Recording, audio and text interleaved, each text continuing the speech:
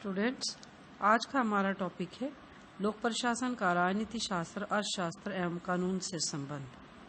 समाज शास्त्र सभी सामाजिक विज्ञानों जैसे राजनीति शास्त्र, इतिहास, मनोविज्ञान, नैतिक शास्त्र, लोक प्रशासन, अर्थशास्त्र आदि की जननी है। यही कारण है कि विभिन्न समाज शास्त्रों का आपस में बहुत घनिष्ठ संबंध है। सिजविक का कहना है कि ज्ञान की किसी भी शाखा को समझने के लिए उसका किसी अन्य शाखा से संबंध जितना अच्छी प्रकार से समझा जाएगा उतना ही अच्छा है। परंतु लोक प्रशासन के प्रारंभिक लेखकों ने अपने पाठ्य विषय को अन्य सामाजिक विज्ञानों के साथ जोड़ने की कोशिश नहीं की थी, क्योंकि उस समय विद्वान लोक प्रशासन को एक स्वतंत्र विज्ञान मानने की कोशिश कर रहे थे। धीरे धीरे विद्वानों में गंभीरता आने लगी और वे लोक प्रशासन का अन्य समाज शास्त्रों से संबंध का अध्ययन करने लगे। लोक प्रशासन तथा राजनीति शास्त्र।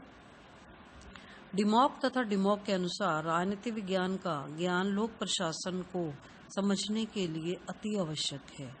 राजनीति विज्ञान तथा लोक प्रशासन एक ही सिक्के के दो पक्ष हैं।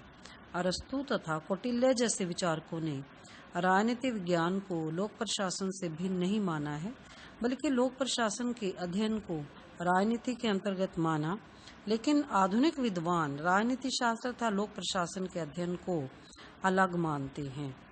अमेरिका में बहुत समय तक लोक प्रशासन तथा राजनीति को अलग अलग माना जाने रहा। गुडनो के अनुसार प्रशासन का एक बहुत बड़ा भाग ऐसा है जिसका राजनीति से कोई संबंध नहीं है। इसका राजनीति से इसलिए संबंध नहीं है क्योंकि इसके कार्य क्षेत्र की व्याप्ति के अंदर अर्ध वैज्ञानिक और अर्ध व्यावसायिक या वाणिज्य संबंधी काम भी आते हैं, जिनका राज्य की वास्तविक इच्छा की अभिव्यक्ति से बहुत कम या बिल्कुल सरोकार नहीं है। लोक प्रशासन तथा राजनीति में संबंध। लोक प्रशासन और राजनीति में बिल्कुल कोई संबंध नहीं है और ये ना ही माना जाता है। लेकिन लोक प्रशासन एक स्वतंत्र सामाजिक विज्ञान नहीं है, बल्कि लोक प्रशासन एक स्वतंत्र सामाजिक विज्ञान है और इसका राजनीति से घनिष्ठ संबंध है। इस विचार को अव्यवहारिक इसीलिए माना जाता है। प्रशासन के सहयोग के बिना राजनीति द्वारा निर्मित नीतियों को लागू करना कठिन है। यदि राजनीति द्वारा नीतियों का निर्धारण न हो तो प्रशासन के पथ भ्रष्ट हो जाने का भय है। आजकल राजनीति तथा प्रशासन की पारस्परिक निर्भरता पर अधिक बल दिया जाता है।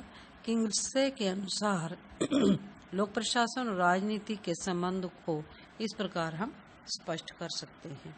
सामान्य उद्देश्य। लोक प्रशासन और राजनीति के उद्देश्य लगभग एक जैसे होते हैं।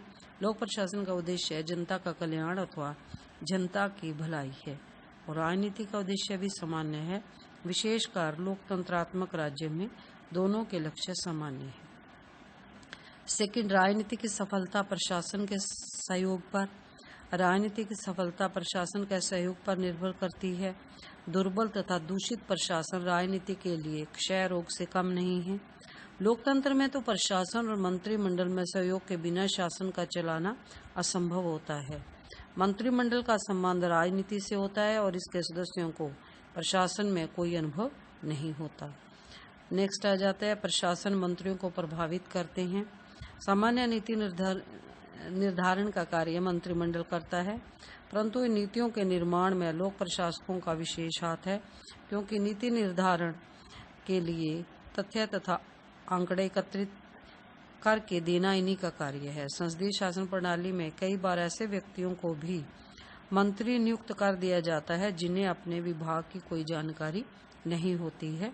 ऐसे मंत्री को प्रशासक ही नीति निर्धारण में परामर्श देता है, सहयोग देता है तथा अपने व्यक्तित्व से उसे प्रभावित करता है। मंत्रियों को चेतावनी।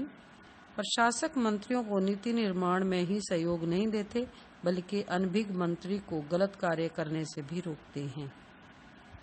यदि मंत्री प्रशासक की सलाह के बिना किसी नीति का अनुसरण करने लगे जिससे जनता अथवा राष्ट्र का हित हो सकता है, तो प्रशासक ऐसे मंत्री को गलत नीतियों के भयंकर परिणामों के बारे में चेतावनी दे सकते हैं। संविधान का निर्माण राजनीतिज्ञों द्वारा किया जाता है और संविधान द्वारा ही लोक प्रशासन का रूप तथा संगठन निश्चित किया जाता है। स्थानीय प्रशासन के क्षेत्र में राजनीति तथा प्रशासन में घनिष्ठ संबंध है।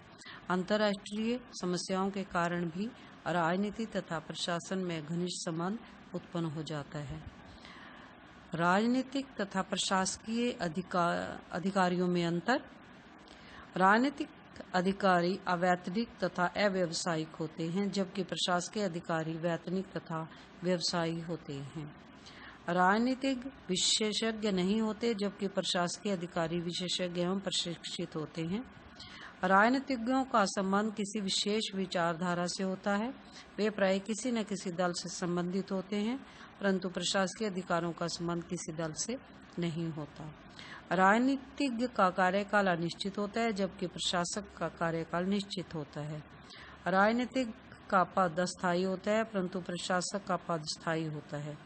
राजनीतिज्ञ को जनता के साथ अनेक वादे करने पड़ते हैं, परंतु प्रशासक का संबंध वायदों से न होकर जनहित से होता है।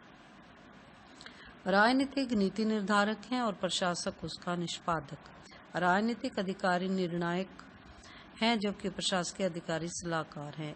राजनीतिक जनहित से प्रभावित होते हैं, जबकि प्रशासकीय विधि से प्रभावित होते हैं। राजनीतिक अधिकारी का संबंध प्रशासकीय अधिकारी की अपेक्षा विभागीय समस्याओं को सुलझाने से अधिक होता है।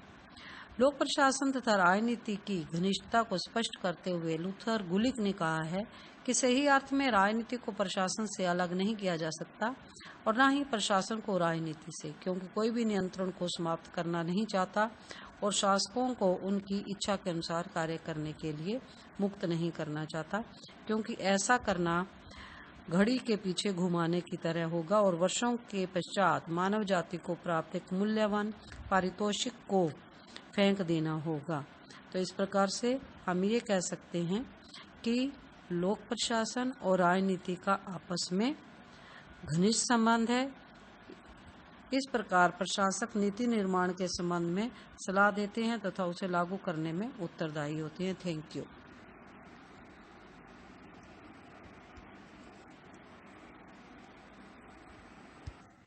If you have any questions, please drop them in the comment section below.